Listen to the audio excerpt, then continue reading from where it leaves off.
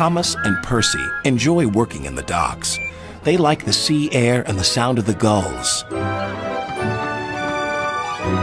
But one day, the friends were feeling hot and bothered. A crane was causing trouble.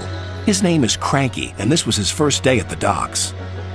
"You're useless little bugs," he called from above. "If you put these freight cars on the inside lines, then I wouldn't have so far to travel." "Rubbish," said Thomas. "No crane has ever complained before." "Well, I'm complaining now." And Cranky banged his load down on the quayside. Later, the two engines met Gordon and James and told them about Cranky. "Cranes are airy-fairy things. They need a lot of attention, like me, in fact," said Gordon. "You should see the situation from Cranky's point of view," said James. "He's high up in the air, coping with wind, rain, and baking sun. Then he looks down and sees you two little engines being annoying. No wonder he calls you bugs." When Cranky heard that the big engines agreed with him, he grew bossier still. Come on, push those freight cars closer to me." But Percy was too upset to concentrate and pushed the freight cars too far. Poor Percy.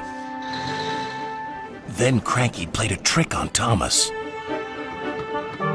"Push your freight cars onto the outside line. It's easier for me to load up."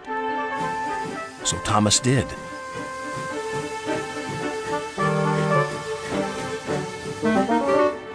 But Cranky left the loads beside the freight cars, not in them.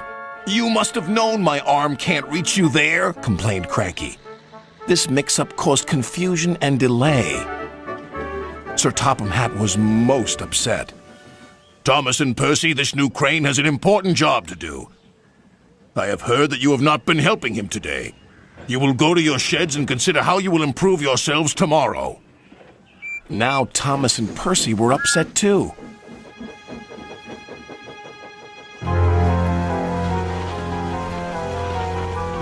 That evening, a big storm raged across the island.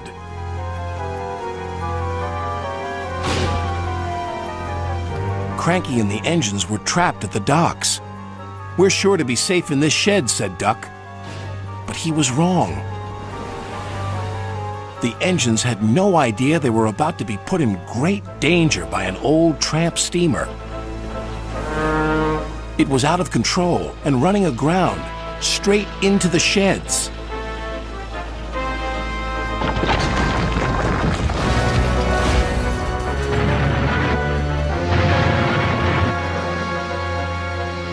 Ah! "Help!" called the engines from inside the shed. "I can't!" called Cranky.